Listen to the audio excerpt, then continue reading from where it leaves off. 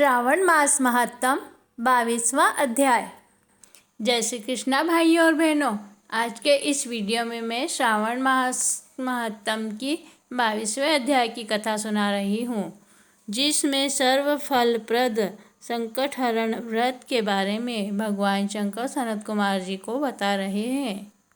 भगवान श्री सदाशिव ने कहा, हे सनत कुमार, श्रावण शुक्ल पक्ष चतुर्थी के दिन सर्व काम फल प्रद संकटहरण नाम का व्रत होता है। श्री सनत कुमार ने कहा, हे देव, किस विधि से व्रत तथा पूजा करनी चाहिए और किस प्रकार उद्यापन करना चाहिए, यह सब आप मुझे विस्तार पूर्वक बताएं। भगवान सदाशिव बोले, चतुर्थी के दिन प्रातः काल उठकर दातुन आदि करके इस संकटहरण व्रत का संकल्प करना चाहिए। हे देवेश, मैं चंद्रोदय तक निराहार रहकर आपकी पूजा करके भोजन करूंगा। मेरे संकट को आप दूर कीजिए। हे द्विजश्रेष्ठ, इस प्रकार संकल्प करके काले तिलों से स्नान तथा अन्य आवहिक कार्य करके गणाधिपति की पूजा करनी चाहिए। मनुष्य को उचित है कि अपनी शक्ति अनुसार 3 मासे, 1.5 मासे या इससे भी कम सोने की प्रतिमा बनवाए। सोने के अभाव में चांदी या तांबे की मूर्ति बनवाई जा सकती है, लेकिन यदि साधक बहुत ही गरीब हो तो मृत्तिका की प्रतिमा बना सकता है। किंतु जिस मनुष्य के पास पर्याप्त धन हो तो उसे इस पवित्र धर्म कार्य के लिए व्यय करने में कंजूसी भी नहीं करनी चाहिए। पहले रमणीय अष्टदल कमल के ऊपर वस्त्र सहित घट स्थापित करना चाहिए। जल भरकर उस पर पूर्ण पात्र तथा प्रतिमा रखकर षोडश उपचार द्वारा वैदिक या तांत्रिक मंत्रों से पूजा करनी चाहिए। हे वत्स, तिल युक्त शुद्ध पवित्र घृत से 10 लड्डू बनाने चाहिए।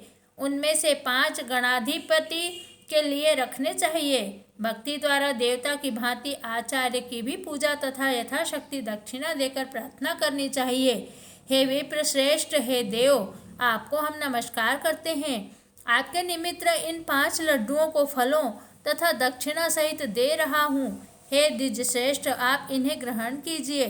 आपत्ति से मेरा उद्धार करें। जो कुछ मैंने अधिक अथवा कम किया है, हे विरूप गणेश्वर, यह सब परिपूर्ण हो। सुस्वादु अन्नों द्वारा ब्राह्मण को भोजन करवाना चाहिए। चंद्रमा को अर्घ्य देना चाहिए। अब तुम मुझसे उस अर्घ्य मंत्र को सुनो। क्षीर सागर संभूत सुधा रूप निशाकर तथा गणेश प्रीतवर्धन, आप मेरे अर्घ्य को स्वीकार करें। इस प्रकार विधि पूर्वक व्रत किया जाए तो गणपति भगवान प्रसन्न हो जाते हैं और अभिलाषित पदार्थ प्रदान करते हैं। उन पदार्थों को मनुष्य को स्वीकार कर लेना चाहिए। इस प्रकार के करने से विद्यार्थी विद्या, धनार्थी धन और पुत्रार्थी पुत्र प्राप्त कर लेता है। मोक्षार्थी गति, कार्यार्थी कार्य सिद्ध कर लेता है। रोगी रोग से छुटकारा पा लेता है।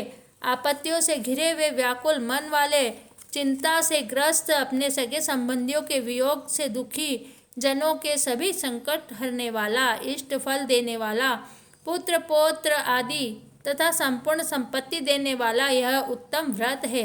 अब मैं तुम्हें पूजा तथा जप के मंत्र बतलाता हूँ। सर्वप्रथम ओंकार शब्द, फिर नमः, फिर हे रंब के अनंतर लंबोदर शब्द, तत्पश्चात संकट निवारण शब्द को चतुर्थ्यांत बनाकर अंत में स्वाहा शब्द कहना चाहिए। वैसे यह 21 अक्षरों का मंत्र है। मनुष्य को चाहिए कि 10 दिशाओं की पूजा करे। हे वत्स, मैं तुमको लड्डू बनाने की एक और विधि भी बतलाता हूँ। शुद्ध घृत से परिपूर्ण तिल सहित मूंग के लड्डू कतरी हुई गिरी डालकर बनाने चाहिए। लड्डू श्री गणेश जी को समर्पित करने चाहिए। अलग अलग नाम पदों द्वारा गणनाथ की पूजा करनी चाहिए। हे मुनि सत्तम, तुम मुझसे उन नामों को सुनो। गणाधिप, आपको नमस्कार है। उमापुत्र, अघनाशक, एकदंत, दंतवक्र, मूषक वाहन, विनायक, ईशपुत्र, सर्वसिद्धि प्रदायक, विघ्नराट, स्कंद गुरो, सर्व संकट नाशन, लंबोदर, गणाध्यक्ष, गौर्यमंगल संभव, धूम्रकेतो, भालचंद्र, असुरमर्दन, विद्यानिदान, विकट और शूर्पकर्ण, आपको नमस्कार है, नमस्कार है। इन 21 नामों द्वारा गणेश की पूजा करनी चाहिए। भक्ति द्वारा विनम्र होकर प्रसन्न मन से देव की प्रार्थना करके कहना चाहिए, हे विघ्नराट उमापुत्र अघनाशक, आपको नमस्कार है। मैंने आज अपनी शक्ति के अनुसार जिस कार्य के लिए आपकी पूजा की है उससे आप मुझ पर प्रसन्न हो, मेरे मन की सभी इच्छाओं को पूरा करें। हे प्रभु, आपकी दया से ही मैं सब कामों को कर पाया हूँ। मेरे शत्रुओं की बुद्धि का नाश तथा मित्रों का अभ्युदय करें। इस प्रकार प्रार्थना करके अष्टोत्तर शत होम करना चाहिए। व्रत की समाप्ति के लिए लड्डुओं का वायन देना चाहिए। फलों से युक्त 7 लड्डू रखकर कहना चाहिए, गणेश की प्रसन्नता के लिए यह मैं ब्राह्मण को दे रहा हूँ। फिर उत्तम कथा सुनकर अर्घ देना चाहिए। हे सत्तमे, इस मंत्र से 5 बार चंद्रमा को अर्घ देना चाहिए। क्षीरोदार्ण वसंभूत अग्निगोत्र समुद्भूत शशिन रोहिणी सहित मेरे दिए हुए इस अर्घ को स्वीकार करें। फिर क्षमा प्रार्थना करनी चाहिए। ब्राह्मणों को यथाशक्ति भोजन करवाना चाहिए। जो देव तथा ब्राह्मणों को भोजन करवाने के बाद आहार बाकी रह गया हो उसे स्वयं भोजन करना चाहिए। ऐसा न कर सके तो भोजन यथामुख करना चाहिए। इस प्रकार 3 या 4 मास तक विधि द्वारा व्रत करना चाहिए। 5वें मास में साधक को भली भांति उद्यापन करना चाहिए। साधक को पहले वक्रतुंड की शक्ति अनुसार प्रतिमा बनानी चाहिए। भक्त को चाहिए कि पहले वाली विधि से पूजा करे।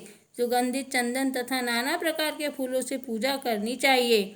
समाहित होकर नारिकेल फल से ही अर्घ देना चाहिए तथा ब्राह्मण को फल संयुक्त वाहन दान करना चाहिए। सूप और पायस दक्षिणा सहित गणेश की सोने की मूर्ति लाल कपड़े से वेष्टित कर ब्राह्मण को देनी चाहिए। व्रत समाप्ति के लिए 5 सेर तिल देना चाहिए और क्षमा प्रार्थना करके कहना चाहिए, हे विघ्नेश, आप इससे प्रसन्न होइए।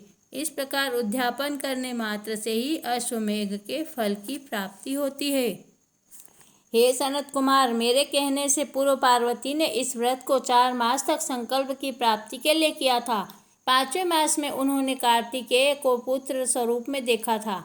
महर्षि अगस्त्य ने समुद्र पान के समय इस व्रत को किया था। 3 मास के बाद उनको विघ्नेश के प्रसाद से सिद्धि प्राप्त हो गई थी। हे महामुने, इस व्रत को दमयंती ने 6 मास तक किया था, तभी उनको महाराज नल के दर्शन हो गए थे। अनिरुद्ध को खोजती हुई चित्रलेखा ने इसे किया। वह कहाँ गए, उन्हें कौन ले गया? वारणासुर के यहाँ जाने पर प्रद्युम्न व्याकुल हो गए। तब उनसे रुक्मणी ने बड़े प्यार से कहा, पुत्र, मैं तुमसे जिस व्रत को कहने जा रही हूँ उसे तुम ध्यानपूर्वक सुनो। पूर्व समय में मेरे जन्म काल के समय मेरे चोरी घर से तुमको एक राक्षस चुरा कर ले गया था। बस मेरा हृदय तेरे वियोग से छलनी हो गया। मैं बिलखती थी कि मैं अपने सुंदर पुत्र का मुख कब देखूंगी। उस समय जब दूसरी स्त्रियों के पुत्रों को देखती थी तो मेरा क्लेश फटता था। मैं उन स्त्रियों के पुत्रों को देखकर कहती, कहीं यह मेरा पुत्र ही न हो। और इस प्रकार तेरे वियोग का दुख झेलते हुए कई वर्ष बीत गए। भगवत कृपा से हमारे यहाँ लोमश ऋषि आ गए। उन्होंने मेरी दशा देखकर मुझे संकट चतुर्थी का व्रत करने का उपदेश दिया। उनके आदेशानुसार मेरे यह व्रत 4 बार किया। उसके प्रभाव से तुमने वापस लौटकर शंबरासुर का वध किया। यदि तुम भी इस व्रत को विधिवत करोगे तो तुम्हारे पुत्र का भी पता चल जाएगा और वह घर वापस लौट आएगा। हे तात, माता के आदेशानुसार प्रद्युम्न ने भी गणनाथ के प्रसन्नार्थ इस व्रत को किया। उसी समय नारद जी ने आकर उसको बताया कि अनिरुद्ध बाणासुरपुरी में है। उसी समय प्रद्युम्न बाणासुर की नगरी में गए और बाणासुर को सैन्य सहित जीतकर अपने पुत्र को पुत्र वधु सहित ले आए। प्राचीन काल में दूसरे देवताओं ने भी विघ्नेश के प्रीत्यर्थ इस व्रत को किया था।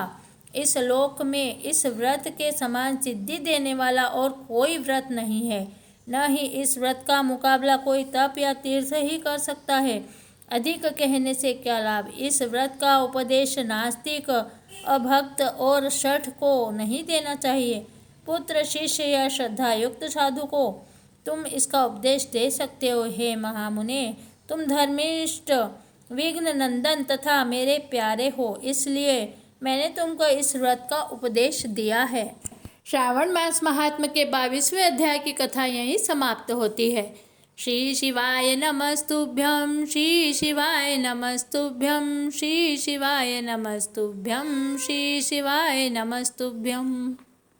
ओम तत्पुरुषाय विद्महे महादेवाय धीमहि तन्नो रुद्रः प्रचोदयात्। प्रिय भाइयों और बहनों, अगर आपने मेरे चैनल को अभी तक सब्सक्राइब नहीं किया है तो जल्दी से सब्सक्राइब कर लीजिए। धन्यवाद। जय श्री कृष्णा।